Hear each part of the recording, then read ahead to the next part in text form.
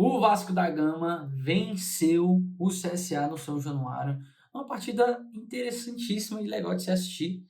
E a gente vai comentar um pouco sobre o jogo do Vasco no vídeo de hoje. Sejam bem-vindos ao canal Jogar Fácil. Meu nome é André Alves. E o Vasco da Gama, rapaziada, fez um jogo até interessante, assim, alguns pontos importantes pra gente ressaltar, que o CSA é um time de Série C, tá? Não é um time de Série B, como o próprio Cruzeiro está enfrentando nesse exato momento. Mas, assim, ainda é um time que deu muita dificuldade, muito trabalho para o Vasco da Gama no primeiro jogo, tá? Lá em Alagoas. E, assim, o Vasco, independente de suas limitações, seus problemas, o Vasco fez um bom primeiro tempo no jogo de hoje, tá? E, assim, somente, o destaque do jogo vai ser esse bom primeiro tempo, tá? Eu vou analisar o primeiro tempo e o segundo, e a gente vai indo nessa sequência.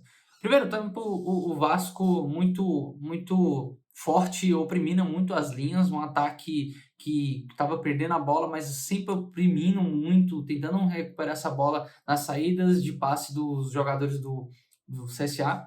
E o Vasco tocando bastante quando tinha bola, tentando trabalhar bastante o jogo. Primeiro gol sai no pé do Rian, ótimo jogador do Vasco, tá? Excelente jogador que está pedindo passagem há um bom tempo já. Ele é um jogador que tem ajudado muito esse ataque do Vasco, tá? Ajudou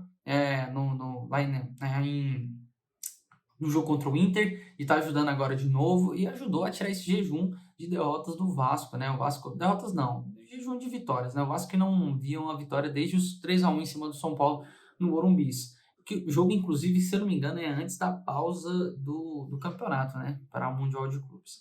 Enfim, então o Vasco vinha de empates, derrotas, muito amargos esses placares, inclusive, para um time que estava precisando do resultado, tanto na Copa do Brasil quanto no Brasileirão. E o Vasco empata lá em Alagoas, ou seja, o Vasco ainda permaneceu dentro desse jejum, até que no dia de hoje se consagra vitorioso e avança para as quartas de final da Copa do Brasil. Sorteio nessa terça-feira, inclusive, quando aconteceu, eu trago aqui para vocês e debato um pouco de quem que eu acho que vai avançar e comentar também sobre os confrontos. Primeiro tempo, como eu falei, Rian faz o gol, um ataque muito opressor do time do Vasco.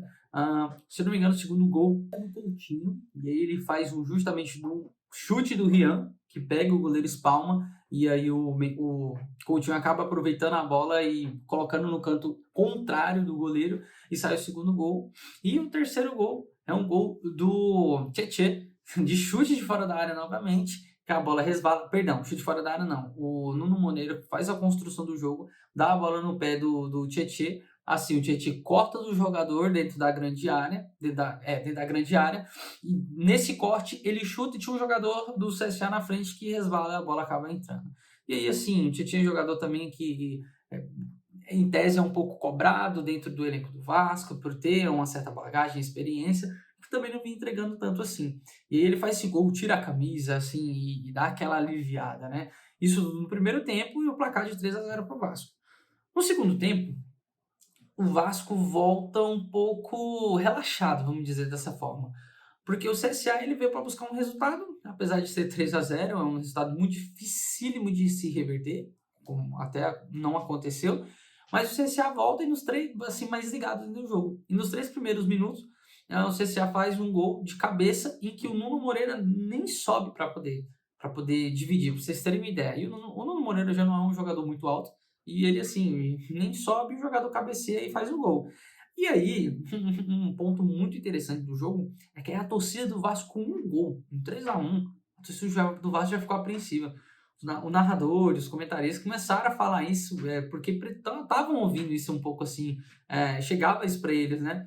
E para ver como uma torcida é cabreira mesmo com um placar tão largo assim, tão aberto desse jeito, assim, é bizarro, né? Não julgando a torcida, tá? É assim, o time proporciona esse tipo de coisa, né? A torcida ficou calejada com essas reviravoltas, principalmente com o Vasco, um time que sofre tanto com esse tipo de coisa, com esses placares largos demais. E então, assim, o time nem a torcida, em alguma das vezes, não acredita, mesmo estando 3-0, né? E volta a tentar cantar, começa a falar um pouco mais alto, e o time dá uma equilibrada novamente, mas o CSA volta, apesar de voltar um pouco mais ligado, não consegue finalizar tão bem, não consegue concluir tão bem, chega na última linha com muitos erros, obviamente é um time de Série C, em tese é para ser abaixo do que o Vasco. No jogo não mostra tanta essa discrepância, apesar de ser um jogo de Copa do Brasil. Esses times com menor investimento, eles tendem a dar a vida dentro de campo em cima desses jogos, tá? Então, assim, você vê o CRB conseguindo um empate no Mineirão contra o Cruzeiro, você vê o próprio CRB que eliminou o Santos, você vê o CSA que eliminou o Grêmio. Então, assim, esses times tendem a fazer isso. Esses jogos da Copa do Brasil é o jogo da vida deles, tá? São jogos que vão gerar lucro, dinheiro para eles, porque a Copa do Brasil paga um valor a cada avanço nela. Então, assim, jogo de suma importante para o CSA e ele tentou de tudo buscar o placar nesse segundo tempo. Ali em torno da metade do segundo tempo, o Vasco vê essa pressão do CSA, né? Em alguns momentos o CSA pode até quase chegar a fazer o segundo gol, e aí, se isso acontece, o clima da partida mudou totalmente. Por sorte do Vasco, algumas defesas do Léo Jardim, algumas bolas, uma bola, se não me engano, pega na trave, ali na metade do segundo tempo, ali em torno de 25, 28 mais ou menos.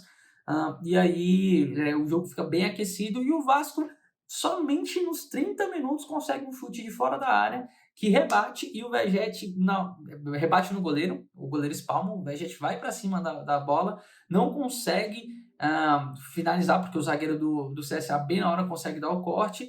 E outro ponto importante, na verdade, é que o Vasco ganhou muito dos duelos, muito dos chutes, e os gols saem muito nesse chute fora da área do Vasco, que rebate no goleiro e assim começa a desencadear uma nova jogada. Aconteceu muito isso, e no segundo tempo, o Vasco, até metade do período, só tinha um chute de fora da área. Uma coisa que aconteceu muito no segundo tempo, e não foi um Vasco retrancado, foi um Vasco mesmo dormindo. Fizeram 3 gols e acharam que assim, não, a gente vai passar do jeito que tá. E a torcida, como eu falei, cabreira do jeito que já ficou meio assim, apática e meio sem entender por que o time não estava reagindo. Chega ali nos 30, 32 mais ou menos, aí o Vasco volta a ter aquela energia, entende que é importante, porque o Ceará estava crescendo dentro da partida e começa a chutar mais ao gol, começa a cruzar mais a bola passa um pouco mais pelo pé do Vegete, pelo pé do Nuno, excelente jogador o Nuno, tá? Ajuda muito o Vasco, assim, de todos ali, Coutinho, Vegete, óbvio. Ele em tese é o mais regular, tá? Ele é o mais, assim, nota 7 na minha visão.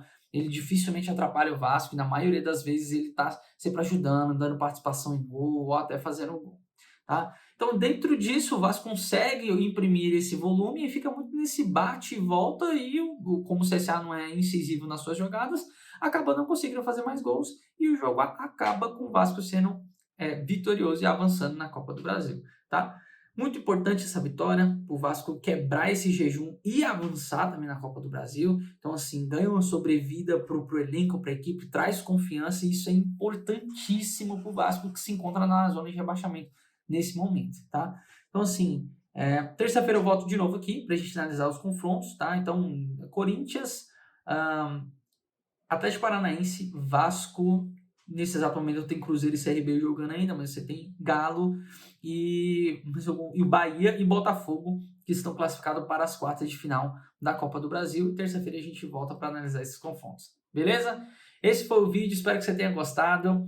Curte, comente, gente, e se inscreve no canal, que vocês vão estar me ajudando de uma forma assim bizarra. Beleza? É isso, tamo junto, valeu!